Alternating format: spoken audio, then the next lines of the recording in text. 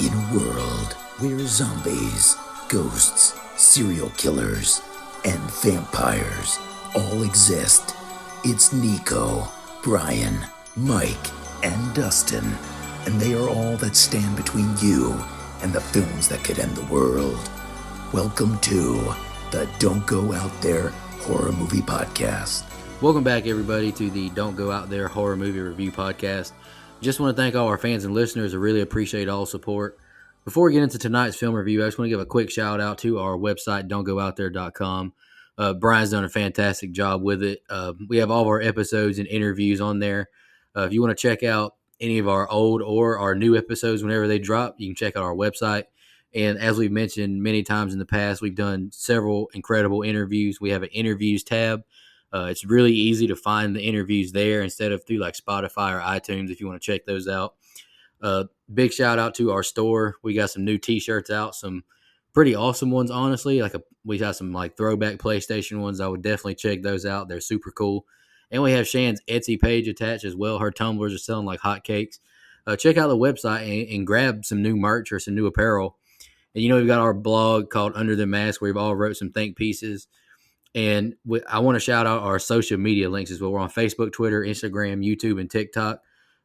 We love interacting with our fans. We love connecting with new people, talking about horror, reading your comments and questions on the show. So definitely follow us, like us, subscribe us, all that good stuff. And the last thing I'm going to shout out is our what we call blood donors. It's our form of a Patreon. We have the traditional monthly reoccurring kind. It helps us out a great deal. None of that money goes into our own pockets. It goes directly back into the podcast, site hosting, what a Zencaster, everything that you donate goes directly back into the show. And we also have one-time donations. You're a big fan of a movie, want us to review it. Those tiers are available as well. And before we close out horror remake reboot month, we got an exciting announcement. If you listen to our Stranger Things reaction show, we announced it there. We're going to announce it one more time on the weekly review. Big fan of the show, Kevin Scanlon. He's kind of a new fan, honestly, considering how long the show's been out.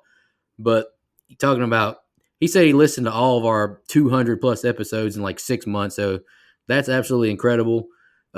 He's become a really good friend to all of us on the show. And we've decided to add him to our team. He's joined us. He's going to be helping us with talent acquisition.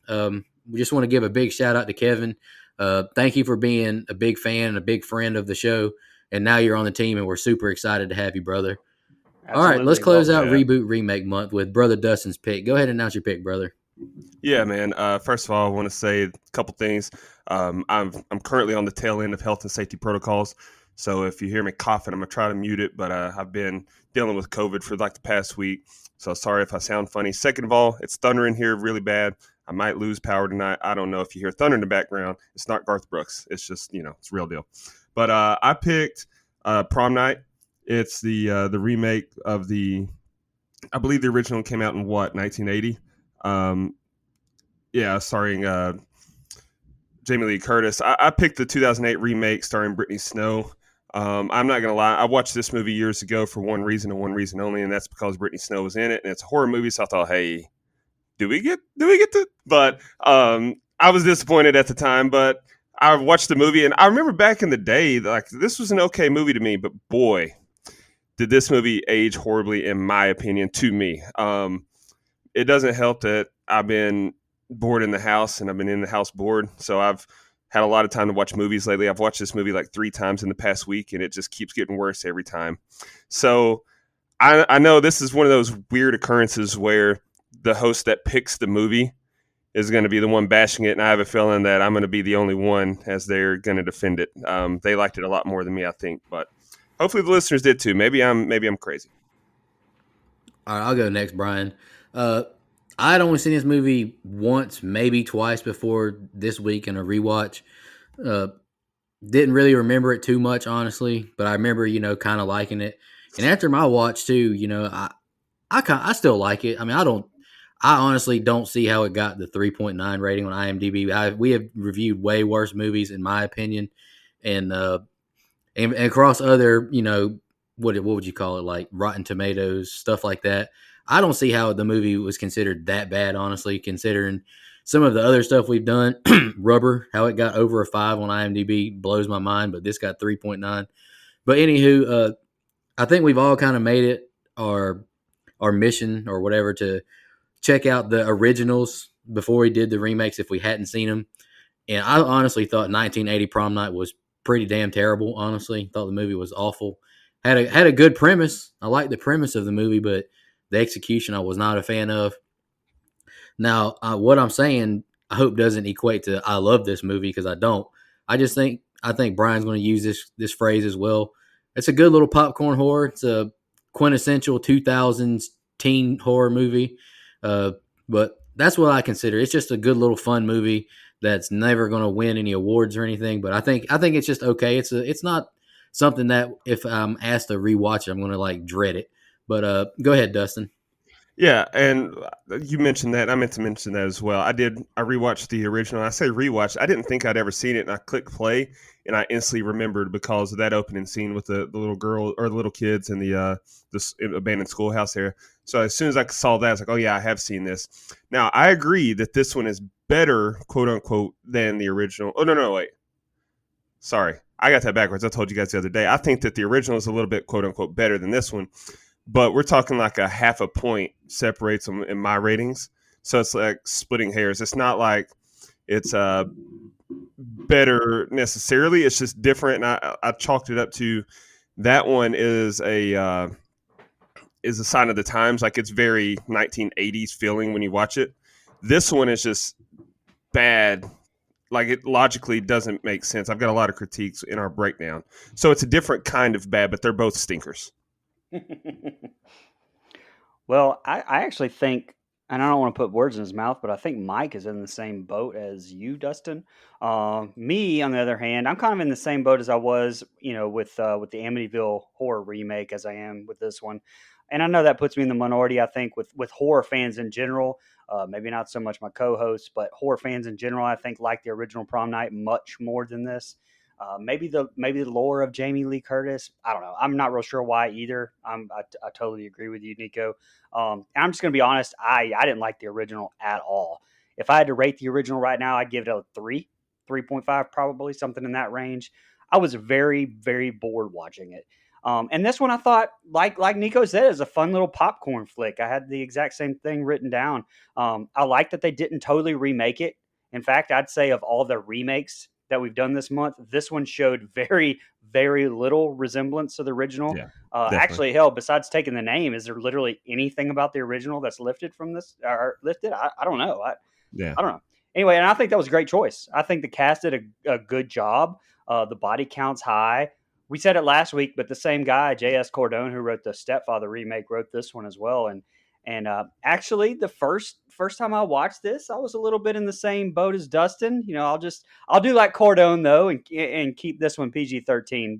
And I'll just say that I was very disappointed with it the first time I watched it back in 2008, when I was 24 with a huge Britney Snow crush like Dustin. But I really enjoyed it a lot more this go around, and my score will reflect that. I would say one of the things that's funny is you said you'd probably give the original like a 3.5. Yeah. Here's the funny thing. I would too. So what's that tell you? Yikes. Yikes. It is also worth mentioning that I watched the uncut version of this movie, and I own the uncut version of this movie. So I'll try to kind of touch on the differences throughout.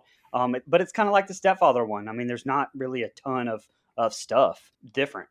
And the last thing I wanted to say is, I kind of wanted to just touch on toxic fandom for a second. Like almost everything out there about this remake is just pure hate. Like I don't know about y'all, but I mean I had a hard time finding anything productive out there that wasn't just like, this isn't the original, or it doesn't have Jamie Lee, or it's not the same story. Like, what's the issue? I don't get it. But anyway, yeah, none of that contributed to how much I disliked this movie at all. So.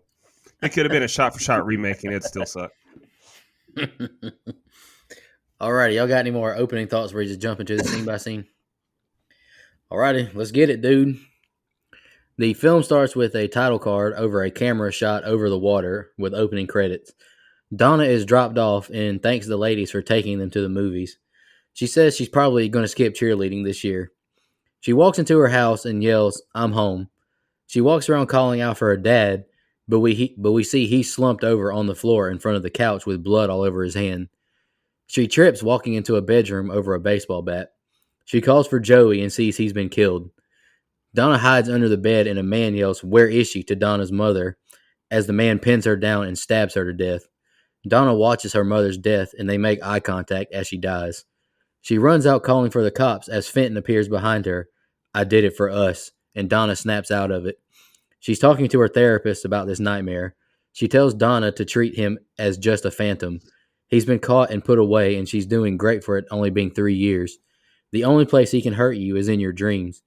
The memories of that night will come and go, but you'll never forget it, she tells Donna. Donna is now at the hairstylist, and she's asked about what color dress she has, and she and her girlfriends begin to chat about their dates.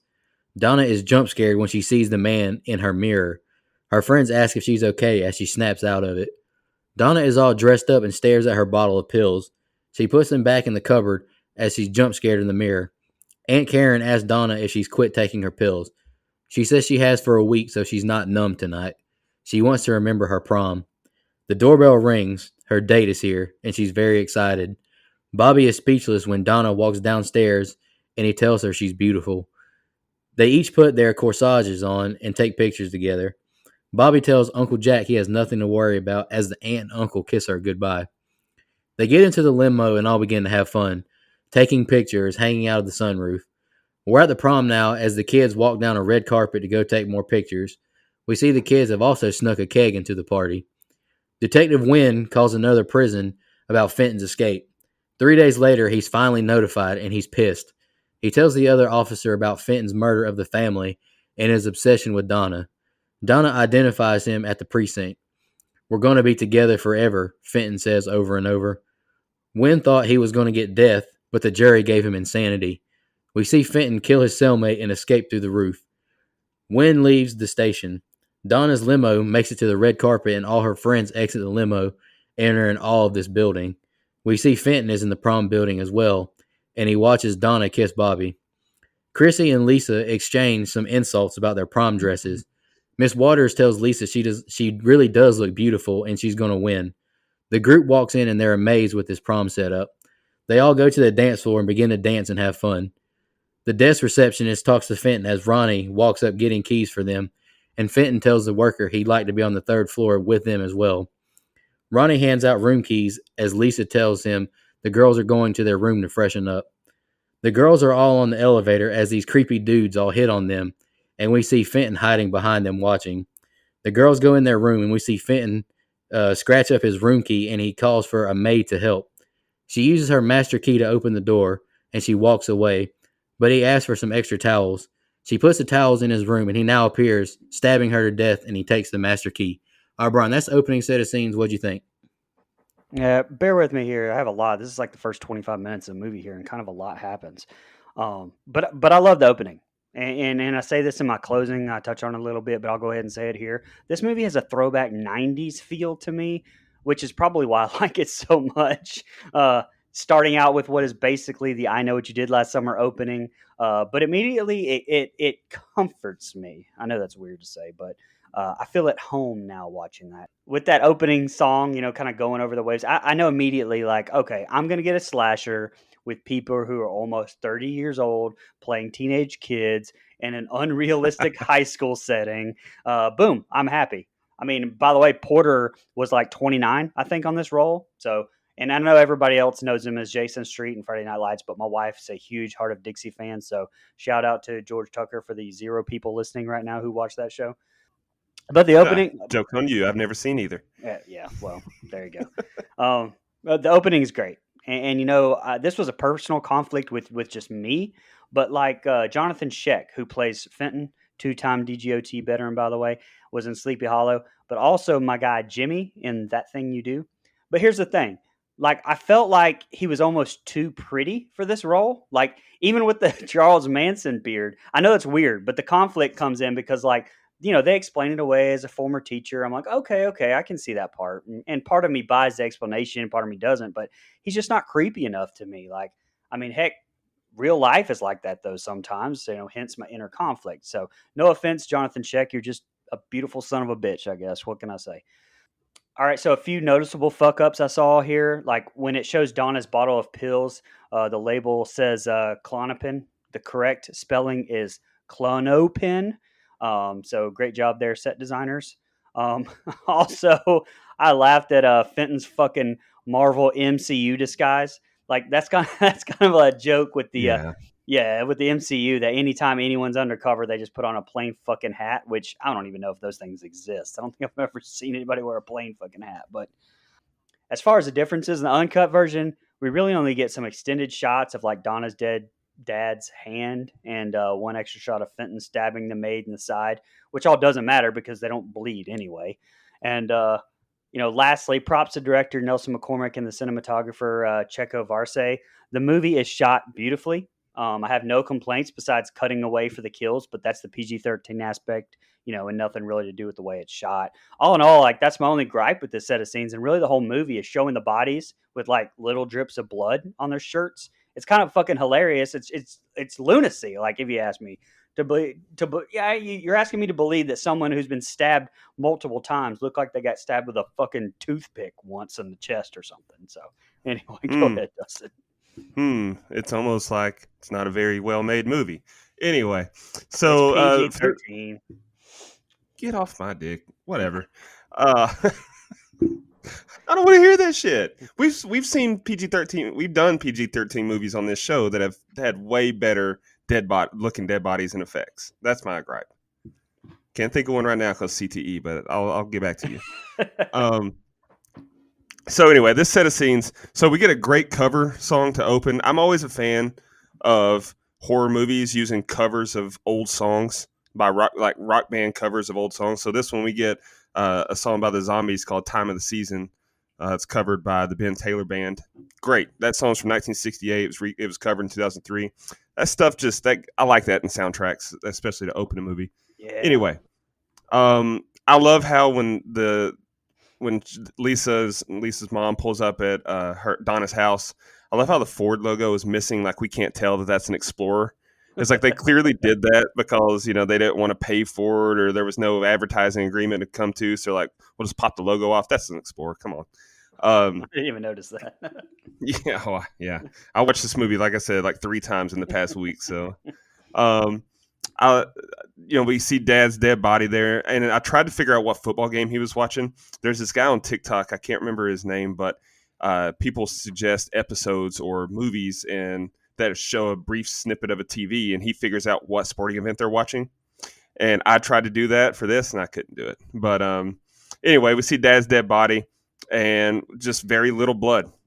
It's like he had a little ketchup packet's worth on his throat, and his hand looked like he had been digging around in some red clay, and that's it. But that's how this movie goes with that, and I get it, it's PG-13. But so 5 minutes into the movie now, and we get a whole dead family, but there's not any good kills. And again, that's a common theme because it couldn't be too gory. PG-13, whatever. And I'm okay with this being a flashback. Like usually that pisses me off, but I was okay with it in this instance because she's turns out she's talked to her therapist about the dreams she's having, recurring nightmares of something that actually did happen. So at least it's not like she was having premonitions or dreaming something that never happened. Like this was real. So I'm fine with that. When they're at the hair salon, they're sitting there in the chairs. In that scene, the original Myers house from the original Halloween movie from 1978 can be seen outside the window. And it's kind of cool because Jamie Lee Curtis, like we said, was in the original Prom Night, and she was obviously in the Halloween franchise as well, including that original movie. Hey, Dustin, did you know that that's actually I've read that it was a chiropractor's office now? I mean, can you imagine? I think that's how they're going to go in Halloween Ends, is that they're going to just take a time jump and then just have Myers go and open a chiropractor's office, and I think that's the way to go. I think that's definitely. That's just about as logical as him, driving across the country. So that makes sense. One of a pet peeve of this movie has way too many stupid jump scares. And when I say stupid jump scares, like Aunt Karen sneaking up behind her in the mirror right here, like that one was stupid, especially if you look at Aunt Karen's face, like she looks menacing as hell until Donna gets scared. Then she's, "Oh, I'm sorry, didn't mean to scare you." But she had a mean mug look on her face. It's like, what the fuck was that about? The medication. So you mentioned the misspelling of Clonopin. I have to imagine that was the similar thing to the Ford logo being missing. Like that had to be intentional, right? Oh, yeah, Like good I point. don't know, Maybe. I don't know. but the medication bit was kind of pointless to me. It felt like if they're going to introduce like she's medicated and been off her medication, like that should have been a sub storyline. Like maybe at prom she's the one that figures out he's there before the cops show up, Good point. and nobody believes her because she's off her meds. Like I don't know. It seems like it was all for naught. It was too much meat left on the bone there and unnecessary as it turned out. Um, Another thing, there ain't no fucking way my parents would have been okay with me getting a hotel room with a girl while I was in high school. I don't know about y'all and how y'all was raised, but even on prom night, my parents weren't like, yeah, go ahead and get a hotel room and just bang the shit out of your date. No. Like, I don't know. Maybe that's the old man yelling at the clouds and me, or, get off my damn lawn. But that shit ain't happening. Well, I mean, Um, unless this is like in fucking California, rich California somewhere, nobody's having a prom like that anyway, much less at a fancy ass hotel like that. I mean, I sure didn't. I was at the fucking zoo. yeah. Well, mine wasn't at the zoo, but yeah. And another thing is, I really felt like these were the kids. Like these kids went to the school from Gossip Girl. Don't worry about why I've seen it, but those kids get away with anything. They act like they're full grown fucking adults, and so that lines up that kind of lifestyle, going to the hotel and everything. Um, I hated when we meet Nash and Win. He's like, Win. He goes, that's Detective Win to you. Shut the fuck up, Stringer Bell. Like, oh man, Idris Elba is a great actor, but that line right there just really stuck in my craw a little bit. Just that's Detective Win to you. That's such a cheesy cop film line that he gives there. I like when they get to the prom and the teacher just confiscates a bottle of liquor and says nice try, and that's it. Like that's it. That's all his punishment. He had a fucking bottle of liquor at 17 or 18 years old, and you're an administrator and you just say nice try. Come on, that ain't happening. um you mentioned the hat, the stock MCU disguise that Fenton's wearing at the hotel. Yeah, like that's not suspicious at all. Dude's wearing a fucking blazer and a black hat. Like that, oh god, that pissed me off this entire movie. We get terrible dialogue when the groups are on the steps heading into prom, and the one Regina George bitch, the mean girl, she's talking about Lisa's tits being out, and Lisa's all like, that was some terrible dialogue right there. Hated that. We get an interesting line here from the what was she, the gym teacher, that says that Lisa looks great and she's for sure going to win. Well, as they're walking off, the one girl says to Lisa, she's so in love with you. That's a weird thing to put in given the theme of this movie. Like the theme of this movie is a teacher falling in love with a student to the point to where she kills her whole family. And then you're just going to casually joke about another student or a teacher being in love with a student. Like that line was stupid. I know it was there and I'm looking way too much into it, but I'm nitpicking the hell out of this movie. It's ass. It makes sense. I didn't even think about that. When we get to, they get over to the desk and third floor, blah, blah, blah. And then they ask him what floor. And he goes, third floor. Come on, dude. You already look like you belong on America's Most Wanted. And now you're going to just casually ask for the same floor. And that's not going to raise any eyebrows. We get the fucking perverts on the elevator. What the hell was that about? These kids are clearly at prom and you're clearly like 50. And you're saying, hey, girls, you coming up to our floor? The party's with us. Like, that's fucking creepy. Didn't like that. And then, the maid, like, she wasn't suspicious at all when he's like, can you help me with my key? And, like, the way he talked and approached her and everything about him was creepy. And, like, she wasn't the least bit suspicious, just coming over. Yeah, I'll help you. Oh, this is crazy. Your key is all scratched to shit. This is completely normal. Like, no, I'm not buying it. Anyway, it's an okay set of scenes for, like you said, a popcorn, like a movie that you can introduce people to horror for, and that's basically what this entire thing is. All right, Detective Wynn is at Uncle Jack's house, and he asks where's Brittany, and he says he's got to talk to him. Aunt Karen drops her bowl in shock. Jack is fuming. It took so long for them to be notified of his escape. Back to the dance floor, and Fenton is behind the stage watching Donna. Donna asks Lisa what's going on with Claire and Michael as she sees them fighting. Claire tells Donna she needs to talk. Michael was pissing her off, and her cramps are really bad. Donna asks Bobby for the key to go get something, and he gives her the key after getting a kiss. Fenton fades into the shadows as she walks away. He walks behind her and disappears as she turns around and boards the elevator. A patrol car arrives at Jack and Karen's house. She's pissed they didn't go get her, but he makes his case. He doesn't want to send her back and all the progress she has made. Donna goes into her hotel room. She's weirded out and yells if anyone is here. She hears the door lock beep and she calls out for Bobby now as we see Fenton in the room. Donna is scared when she opens the door and Claire walks in. They begin to talk about Michael's issues and Claire says she's going to fix her face and come back down. She asks Donna how she's doing and she says she looks beautiful. Donna leaves the room and Claire goes into the bathroom. She takes the Midol and begins to wash her face as we see Fenton walk past the door. Claire walks the room and she calls out for Michael now. Fenton appears and grabs her by the throat and slams her into a wall. He pins her to the ground and stabs her to death. Wynn calls Detective Nash and tells them to send some officers in plain clothes to make sure everything stays safe. He asks the receptionist if Fenton has checked in and about how many exits there are. Should I be concerned, he asks, and Wynn says no. The DJ puts on a slow song for Ronnie, and Bobby asks Donna if she wants to dance. She's visibly bothered, and she tells him she's thinking about going to state next year. She's not sure if she's ready to be that far from home. They could see each other all the time. He says he'd love that, but you got into Brown on a full scholarship. He says it's selfish of him for her to not go to Brown and get an Ivy League scholarship. She's scared the long-distance relationship won't work. She says she's scared of losing him and everything falling apart. He tells her she has nothing left to be scared of. Michael asks Donna, where's Claire? She says she's up in the suite, and he asks, doing what? He walks away pissed. Fenton looks through the camera and deletes the picture of Donna kissing Bobby as we see Claire's dead body by the bathtub. Michael walks into the room now, calling out for Claire. Michael knocks on the bathroom door saying he's sorry and doesn't want to fight anymore. He walks away from the bathroom door and says he's going to wait until she comes out. He doesn't care how long it takes. He pours a drink and keeps talking to Claire. He goes into the open bathroom now and doesn't see her. He opens the closet thinking it's Claire. It's Fenton who jumps out pouncing on him and stabs him to death. All right, Brian, that was the next set of scenes. What'd you think?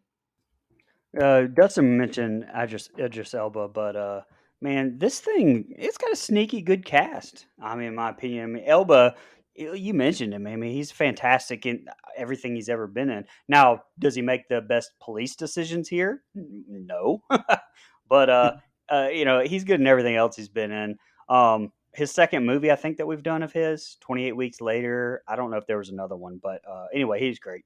And speaking of police work, though, come on. Like, the writers couldn't have come up with something better than not wanting to spoil Donna's prom night as a ludicrous justification for why they wouldn't just evacuate the premises, like, immediately.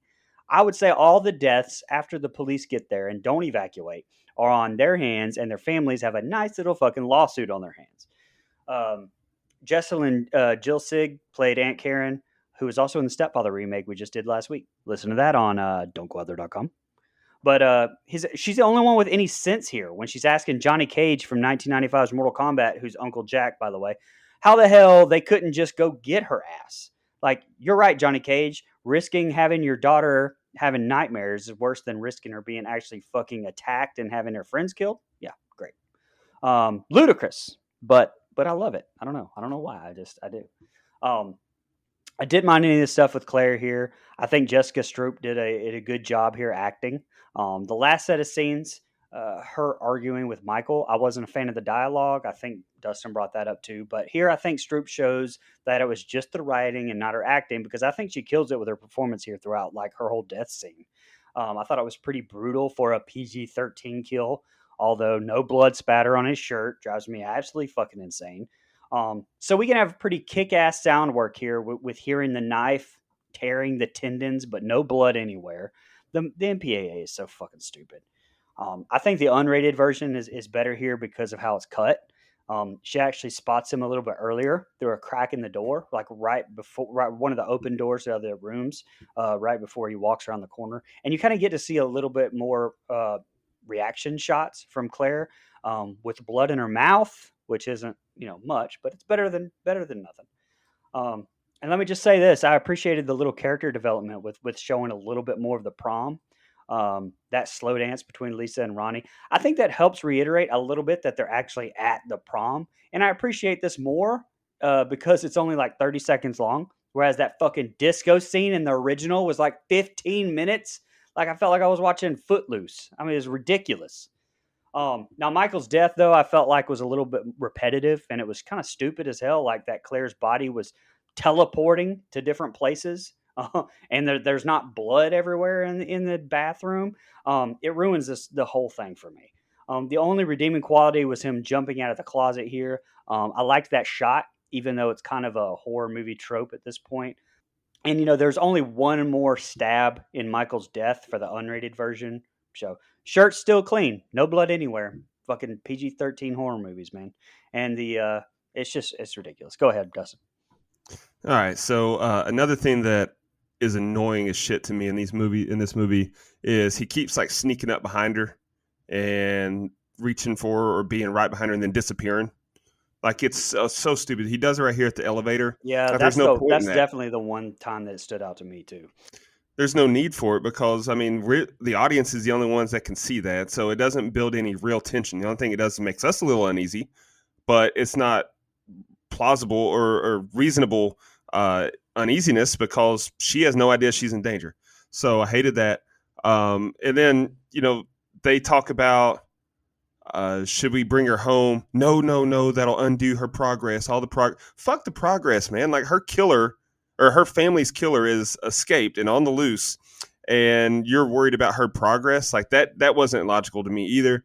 To me, they would have brought her ass home right then. And another thing that bothers me is, okay, he's got the master key. He killed the maid, got the master key to all the rooms.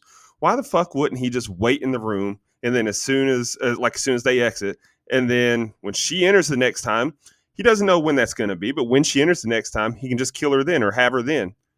She re-entered the room at 30 minutes. Boom, the movie's over. Like that's stupid to me too. Why would he go back downstairs and watch her for a while, then follow her back upstairs, hide in the room a little bit, do the hokey pokey with all these motherfuckers? No. Another thing. So why kill Claire? Like all of his murders have been kind of calculated or have been very calculated. Like he killed her family so she would have no one she would need him. He killed the maid because he needed that master key. He killed the person we find out later with the rental car so that he could have a rental car. But why kill Claire? Like she posed no threat to their potential relationship, as sick as that sounds to say. She served no purpose in her death other than just to show that he, like, to me, it doesn't line up with his character. He's not a lunatic, like he's not a serial killer. He's killing a family because he wants her. So I don't know. And that same thing is going to, like I say, the same thing about the rest of the deaths that aren't really necessary or logical. She talks about, when they go back to the prom and she's telling her boyfriend, she talks about wanting to go to state with him. And she's like, no, you need to go to Brown. I'm glad that she ended up going to Barden University and becoming a Barden Bella in the a cappella group. So she made the right decision there. And then, when he killed Michael, that's another kill that's just like illogical. Like you're hiding in and then he did this stupid cat and mouse thing with him where he knows that someone's in the bathroom and then, the bathroom door's open. Oh, there's no one in the bathroom. And then he's in the bathroom and he sees the closet door closed. Oh, there's no one in the closet. What the fuck's going on? Like, I hate that. And then you're telling me, so Claire and Michael were screaming bloody murder while they were being stabbed. You're telling me no one can hear the screams, like their neighbors or nothing like that? Because that's not sex screams. That's not jumping on the bed, pillow fight screams. Like that was pain screams. So someone that's in a surrounding room or walking down the aisle or hallway there would have called the front desk, I think, maybe. But anyway, that's just me. A lot of nitpicks in this set of scenes. It's not unwatchable, but it's just not very well done. The DJ tells the crowd that he's taking a quick break and they're going to see a yearbook on the screen. Rick asks Chrissy to come upstairs, but she says she wants to see who wins King and Queen. She calls him dumb as they walk away. Donna asks Lisa why she cares so much. Lisa says it's about the respect of her peers, but she confesses she wants Chrissy to know she just can't buy everything. Wynn shows Nash which one Donna is, and she's alive, and he wants to keep it that way. Ronnie tells the group he's going to miss them, as Donna makes it really sad, talking about how that most everyone here won't see each other ever again. The receptionist calls for Maria, but no answer. Another butler says he'll check when he goes upstairs. He calls for Maria as Fenton goes into his room. The butler asks him if he's seen Maria. He says she's in the room. He walks in and Fenton pounces him, killing him as well. Ronnie and Lisa say they're going to go up to the suite and see what's taking Claire and Michael so long. Lisa and Ronnie go to get on the elevator as Fenton walks into her, and Lisa is shook. He looks so familiar, his eyes. Ronnie grabs her from behind romantically, pulling her back onto the elevator. Lisa tells Ronnie she swears she knows him from somewhere. Ronnie says stop thinking about him and think about me as they lay in the bed and start kissing. Wynn's called to come to the parking lot. They think they found something. The DJ calls Miss Waters to the stage to announce prom king and queen. Wynn is shown this car with a dead man in the back, and the car belonged to this missing man from Woodburn. The body had no wallet, no money, no credit card, and he's revealed to be Howard K. Ramsey, the name Fenton used to check into the hotel.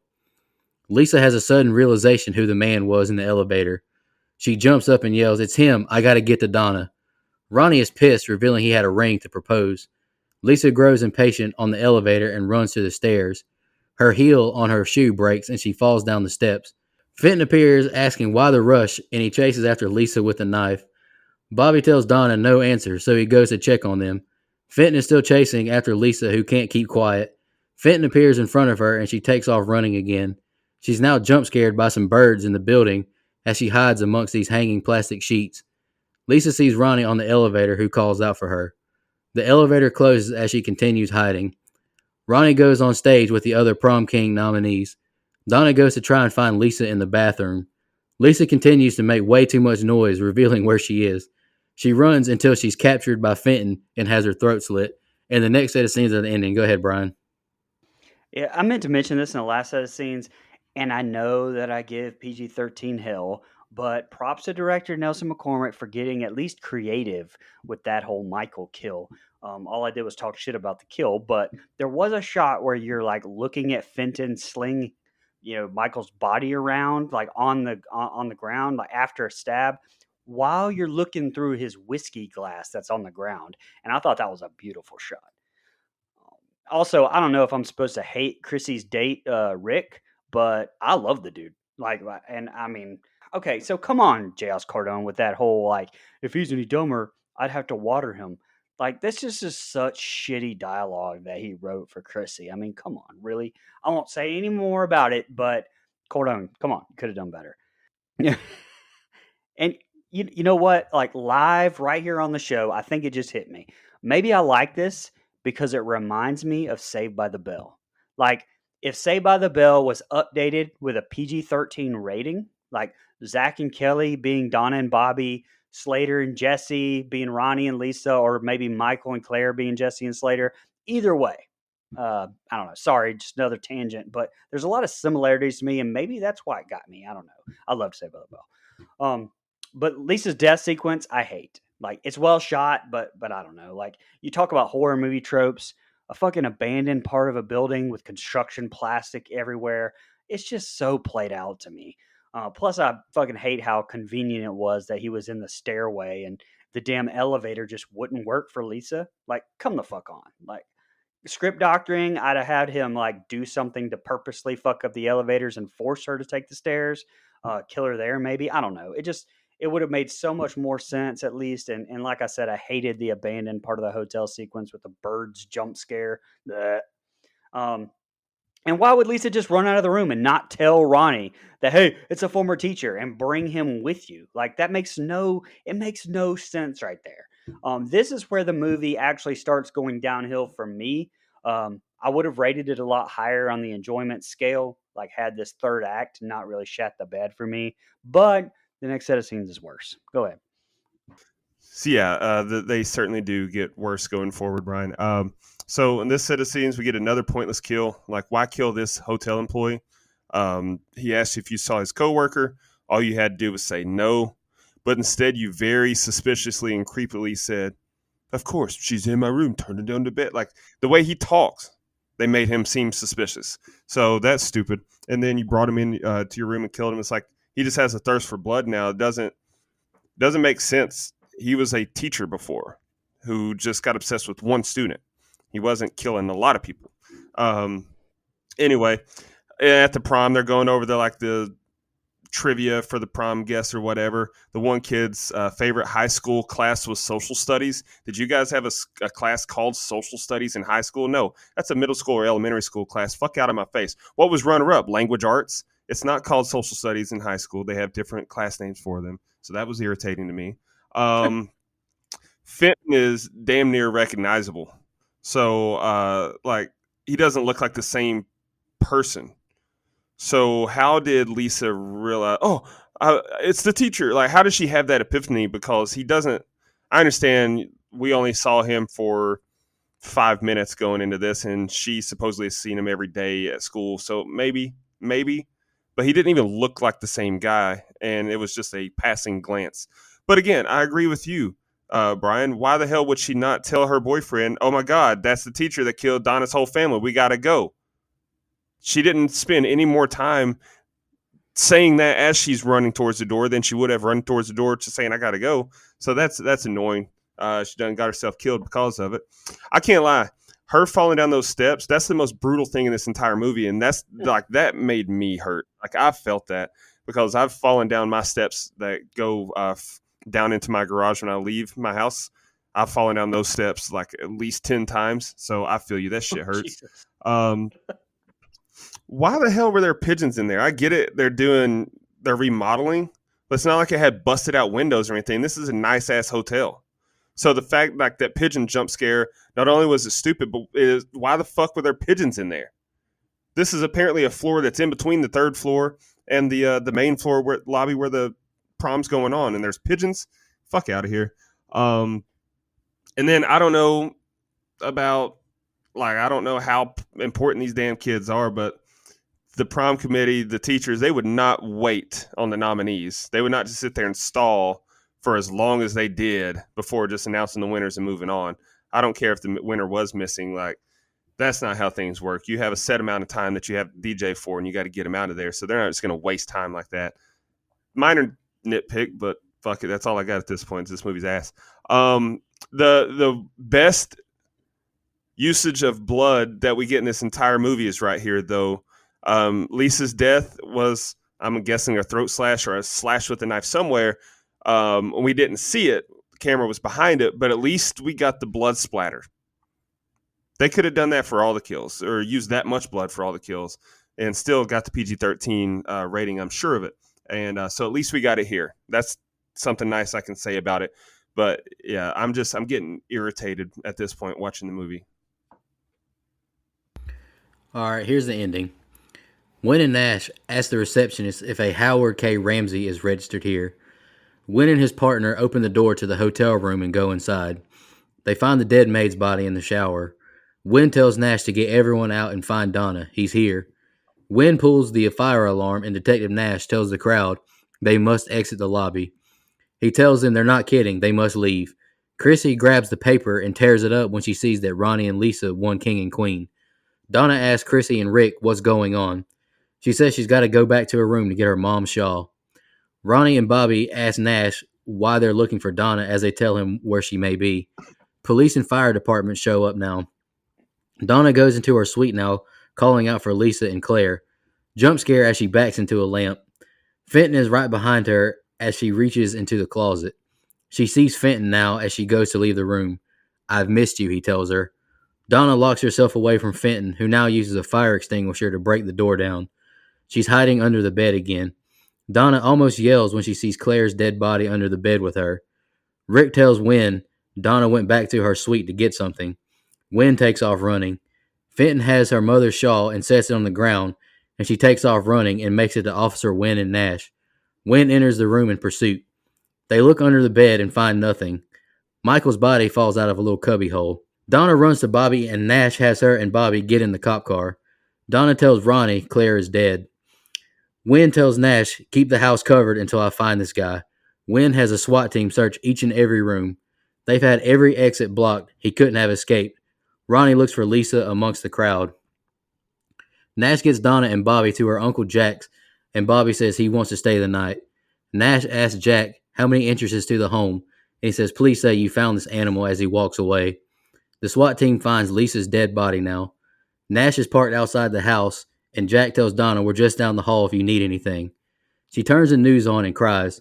She says they're dead. He killed them because he was trying to get to me. He tells her this is not your fault, and they're going to catch him. He holds her as she cries and says he's going to be there to watch over her. We see Ronnie now crying over the loss of Lisa. CSI searches the room as Wynn is asked about what to do with the press.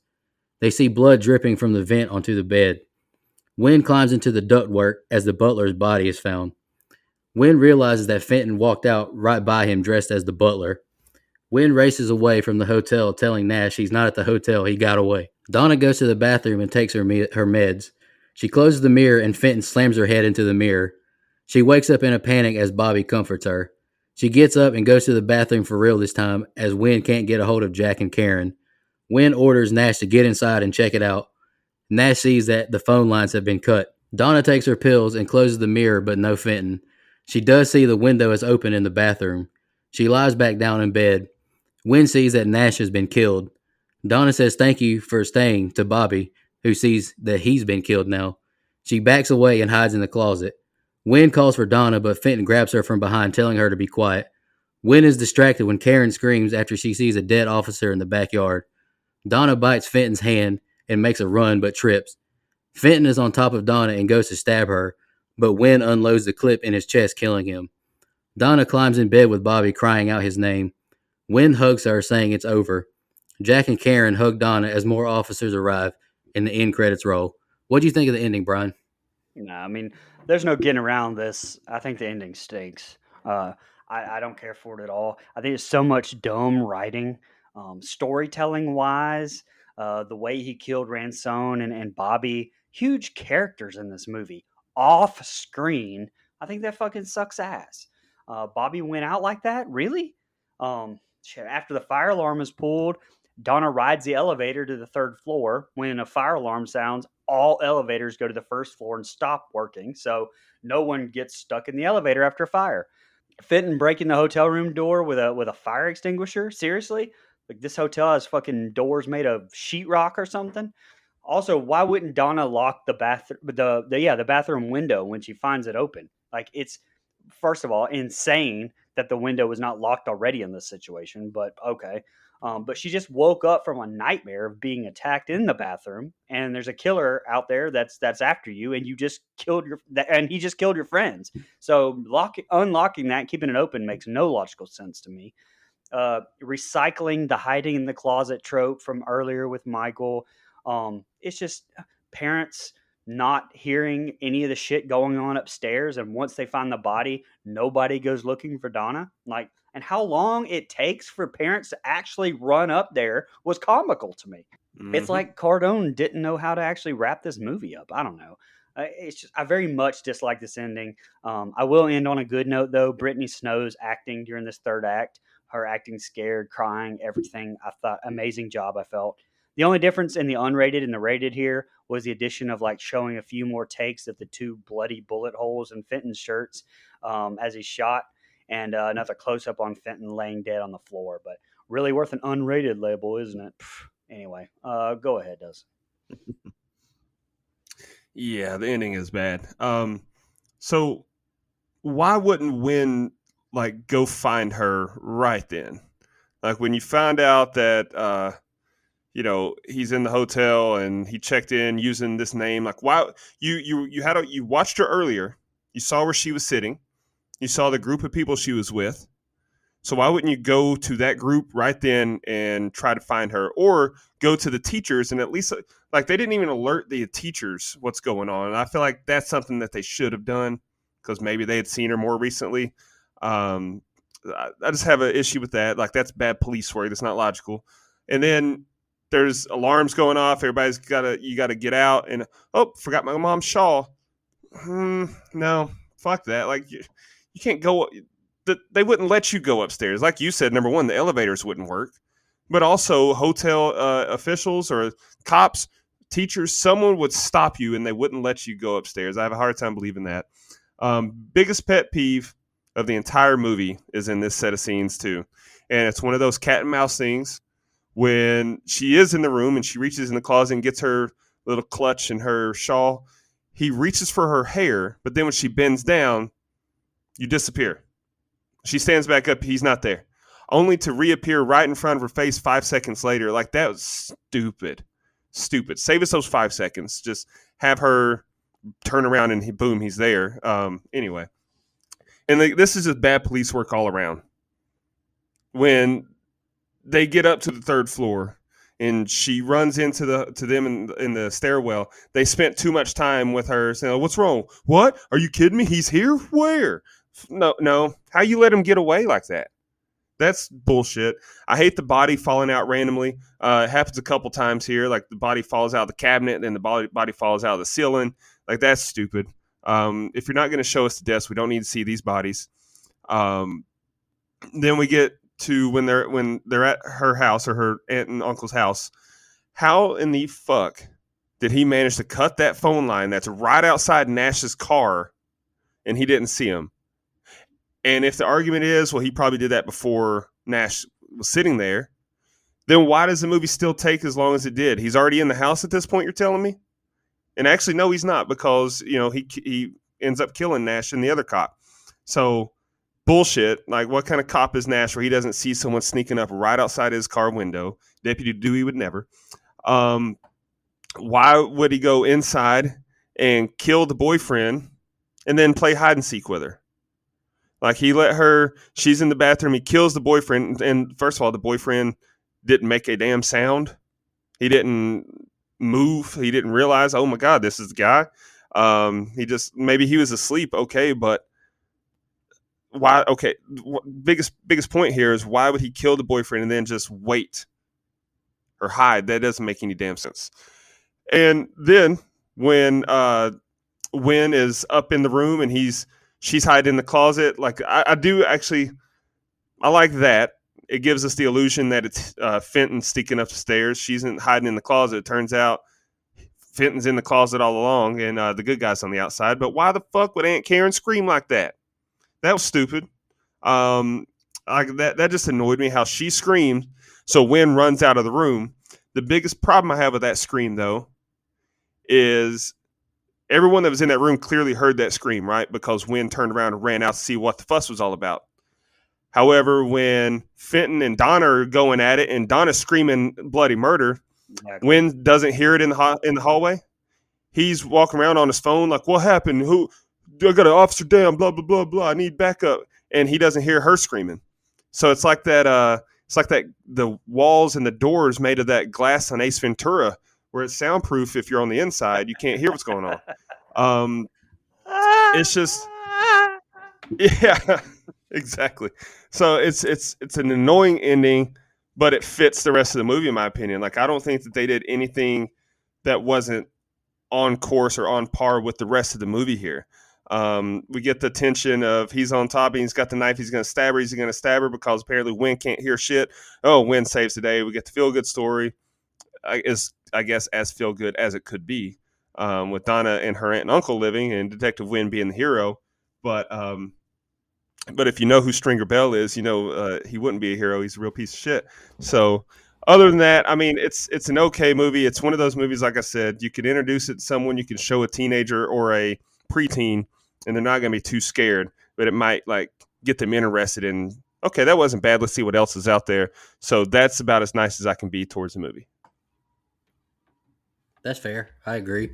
Any more final thoughts before we just jump into some social media comments and questions? All right, let's knock out Twitter first.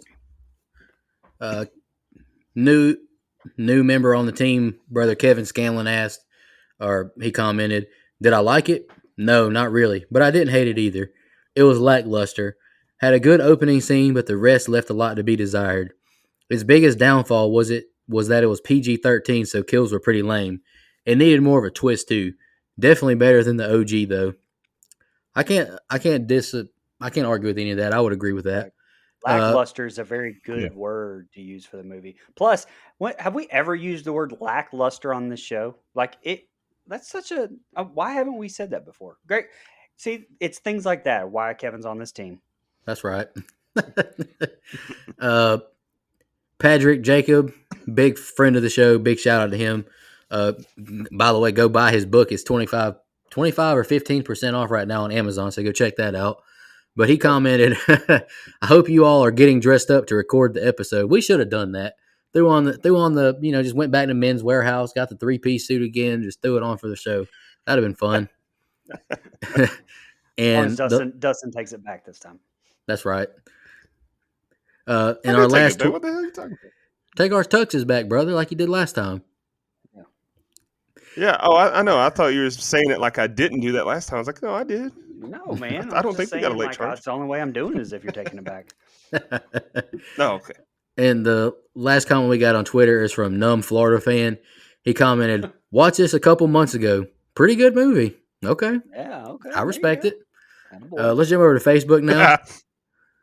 All right, this is a comment that I thought was pretty funny and accurate, honestly. Joey Keene commented when I posted that we were doing prom night, he said, AKA dancing and going back and forth between a hotel room. To be fair, if you were dating any of the people involved here, I believe you would be trying to go back to the hotel room too. Just saying. Respectfully. Of course, always respectfully. And big fan of the show, Clayton J., he commented, how does this compare to y'all's prom night? Well, Brother Clayton, I did not go to my prom, either junior or senior, so I have no comment. I went to 3 proms, and there was nothing like this. Yeah, no, mine weren't either. I had a good time at prom, but, my junior prom is when I found out I was allergic to strawberries. So after prom, we had virgin strawberry daiquiris at the prom, and I had a couple of them. That's when I found out I was allergic to strawberries. So after prom, we went bowling, and the night was cut short because I was itching. I had hives all over, and I was speeding home, just hauling ass at 2 o'clock in the morning trying to get home, 2:30 in the morning trying to get home because I was itching so bad. And I ran over a white duck that was in the middle of the road. So it was a very eventful night. It was so weird to me that I ran over a white duck. Why was there a white duck standing in the middle of the road at 2:30 in the morning, and like one of the feet was stuck in my grill of my car, and it cracked the grill, and so that was traumatic all around. Go ahead. Best part of this review so far is that story. Oh yeah, absolutely. I don't know if I've ever shared that story with you guys, but no, you haven't. I haven't heard that one before. I've heard the Magic Johnson story before, but we'll move on. Hey, yo. All right, let's go over to Instagram and knock it out real quick. Big fan of the show, Danny CNAPS commented. Big shout out to Danny. I love her and Joe Black. She said, I love this movie. It scared me as a teen, and it still freaks me out now. After finally getting around to seeing the original, I enjoy the remake far more. Oh, yeah. Super fun high school style slasher. Admittedly, some of the character choices are fucking terrible, but this is still a movie I could throw on anytime and enjoy. Can't wait for the review with the heart eye emojis. We appreciate your support, Danny. You're awesome. All the way from Canada, too. Yeah, big shout out. This movie wasn't very good, but I appreciate the support. All right, that's it for social media. Let's jump over to fun facts. Brian, you want to go first? Yeah, sure. I only have 2. Mike's girl, Scout Taylor Compton, was considered for the role of Donna before Brittany Snow was cast. And Jonathan Skeck, God, I said his name earlier. I can't remember it now. But the guy played Richard Fenton. And Jana Kramer, who played April, actually met on the set of this movie and were married between 2010 and 2011. Interesting. So I've just got 2. If you don't count Tourist Trap, 1979, which was rated PG because PG-13 didn't exist then, or Cry Wolf, which came out in 2005, it was edited to be PG-13, but the uncut R-rated version was later released on home video. And this is the distinction. This film has the distinction of being the first slasher film in history to receive a PG-13 rating. When a Stranger Calls, we previously reviewed, doesn't necessarily count as a slasher because it doesn't use knives. And the unrated version of this only restores 1 minute of footage, and none of it was bad enough to take it beyond PG-13. So this is a true PG-13 slasher movie. So whoop-dee. And then the only other thing I have is the movie that Donna's younger brother is watching before he's killed. Like the movie is playing in his bedroom, is The Matrix from 1999. A far and above better movie than this one. Jesus Christ! You just compared The Matrix to Prom Night? Wow.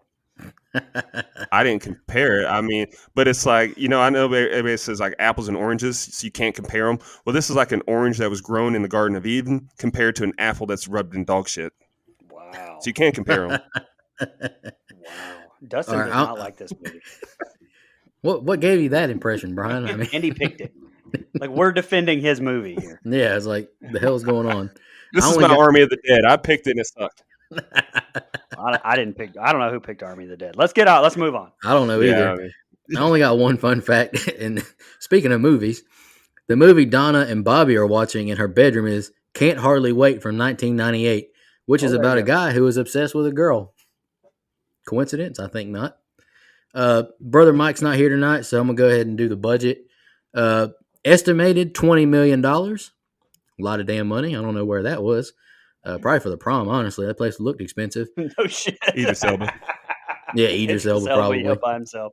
Opening weekend and made in the U.S. $20,804,000. Gross in the U.S. $43,800,000 plus thousand, and worldwide gross over $57 million. So not bad at all. Probably made its money back about. Yeah, probably so. All right, we're done with fun facts. Let's go ahead and jump into our rating, favorite kill, least favorite kill. Anybody in particular want to go first? Dustin, you want to go first since we already know how you feel? Yeah, let's do it because it can only go up from there. So we'll start with the kills. My least favorite kill. I mean, they pretty much all sucked, which is understandable because it's a PG-13 movie. Like they're all off screen, or if they are on screen, we don't actually see the impact or the cut, the slash. We just see like the motion of it. But Detective Nash just sucked even more because how the hell did he get murked in his own patrol car while he's looking for the guy that kills him? Like that was stupid. And then it's just a slight little cut to the throat. Like a little bit of blood that came out. He wouldn't have bled out by the time that wind got to him. So that one sucked. My favorite kill, if I had to pick one, was Lisa's because it at least had that cool blood splatter that I mentioned going up on the plastic that's hanging in the construction site there. So at least we got that. That's the most blood you see in the whole movie. As far as the movie, my summary and my final rating, not good. I watched it 3 times this week. I will never watch it again. Confidently say that, unless, God forbid, years down the road I have kids and they want to get into horror and we've seen everything that their poor little hearts can handle. I might throw this on just to show them something. But it's just very. This is like a TV movie. This is like an after school special. This is bad acting, other than the big name actors, I think. And it's not the acting that's bad. It's the dialogue that's bad. It's like they were Saved by the expected to Bell make after school special. It's like Saved by the Bell. Yeah. They were given chicken shit and expected to make chicken soup with the dialogue, and it wasn't happening. Or chicken salad, whatever this expression is. Not good. Doesn't get any better or worse. It's pretty much flat throughout the entire movie. I gave it a 3 1/4. And so when you mentioned the original, you said you'd give it in a 3.5 range. Yeah, the OG I'd give a 3.75. So it's really like splitting hairs. The only reason I gave that one a little bit better is because I can blame it on it's of the era. This one had no excuse to be as bad as it was. All right, I'll go next. Favorite kill, I agree with you, Dustin. Favorite Lisa. I wrote she's a likable character throughout until her pursuit scene where she just couldn't keep quiet for anything, and the throat slash was different with a nice blood splash. So I agree with you about the blood splatter. I did like that. Worst kill, I just wrote a lot to choose from, but I'm going to go with all the people we just find dead, like the dad, the brother, Officer Nash, the other cop in the backyard. I just picked all of them. Rating, I just wrote a little summary. I think this movie is the epitome of a PG-13 2000s teen horror. It's handicapped by its lackluster. I said lackluster too. Damn it, Kevin! You stole my damn thunder. It's handicapped. I know, no joke. I wrote this like an hour before we started. It's handicapped by its lackluster kills and repetitive story. Also, some nitpicky stuff like how big these damn closets are for this killer to hide in. Nash not waiting inside the house instead of in the car, and not just getting Donna out of the place soon as the killer escaped. However, the cast to me is likable because the scenario seems realistic. The drama, the struggles. I'm a fan of Brittany Snow, two-time DGOT alumni Idris Elba, and although almost unrecognizable, three-time alum James Ransone. Anywho, just wrapping up, this movie is just good popcorn entertainment to me and an easy watch. I gave it a 5.75. Same as The Nightmare on Elm Street. Okay. Wow. All right. So my favorite death is actually Claire. Mostly just because I thought that I liked the hearing the tendon being, torn as he's stabbing him. My least favorite death, I really hated Bobby, even though the hotel worker that was looking for the maid that was strangled was so horrendous. It was like, we didn't even talk about that kill, but God almighty, that was horrible. As far as the summary goes, like I said in my opening, it's really a throwback to a 90s movie for me. I think the original gets the love because of Jamie Lee Curtis being in it, but I also think that if you watch that without the nostalgic glasses, it's pretty awful. And I don't really know how you could like that. But hey, some people do. And obviously, a lot of people, judging by the IMDb scores. But as far as this one goes, I don't think this does anything great. I'll admit that. But it's also just enjoyable for me to watch. It's pretty average as a whole, but I liked it. And we talked about it off air, and Dustin mentioned it in the last set of scenes. It's a good introductory horror movie, and I actually put that to the test because, in fact, my 11-year-old son watched it with me and was on the edge of his seat the whole time. So anyway, the ending is the only low part for me, or I would have knocked this up to I Know What You Did Last Summer territory, but I'm going to give it a 6.75 despite the third act. Okay. Well, Brian is definitely bringing the average up. That gives us a 5.25 composite average. And I want to admit that, Dustin, I had this at a 7.25, but listening to some very good points that you actually made during the show that I had never thought of, I was like, okay, well, that makes that you're right. Oh, you're right. It did bring it down a little bit for me. Okay. See? Yeah, see? It's all logic. It's something. I don't know. Anywho, y'all got any final thoughts on Prom Night before we shout out our blood donors? All right. Just want to say thank you one more time. I can't stress enough how appreciative we are to all of our blood donors. It's very tough times economically for all of us. So any money that's donated we put it to good use. We promise that. Our camper level reoccurring are Clayton J, Nina, Michelle Mirza, Andrew Ferguson, Carrie Adams, the Horror Movie Crew podcast, Alex Seligson, Eric Doolittle, and Sean Irwin. Our camp counselor reoccurring are Hunter Nelson, Dennis Kennedy, Edwin Hernandez Gunn, Joe Swinford, Jennifer Davis from the Too Close to Home podcast, Karen, Heather Smith, and Kylie Denise, all the way from Australia. Big shout out to her. Some legendary blood donors we have film reviews to do are new teammate Kevin Scanlon and Michael Azelson. And we also have a new final guide donor, Mr. Christian Cunningham. Just want to thank every single one of you blood donors. It truly means a lot to all of us. Absolutely. that you help us out financially, because it's not free to make a good sounding podcast. It takes a lot of blood, sweat, and tears and money to make it. So we really appreciate it. I'm not going to announce what our next theme is, because I'm going to make some TikToks. Brian's going to make a awesome graphic. Just stay tuned. And I'm excited for next month, because next month is very important for October as well. And I'm really looking forward to it. And I think the fans will like what we're doing as well. Any final thoughts, guys? Big shout out to Kevin Scanlon. Join the team. Going to shout him out again. He is awesome. He's done some incredible threads on Twitter with, just show statistics. If you're on Twitter, go check those out. They're incredible. Any final thoughts, guys, before we get out of here? Oh, geez, no pressure, though. Now I have to go make an incredible graphic. Okay, great. You always do, brother. I didn't hate it. Movie was good. Go watch it. I'll probably like this better than your pick next month. Anywho, y'all have a good one. Just want to remind everybody,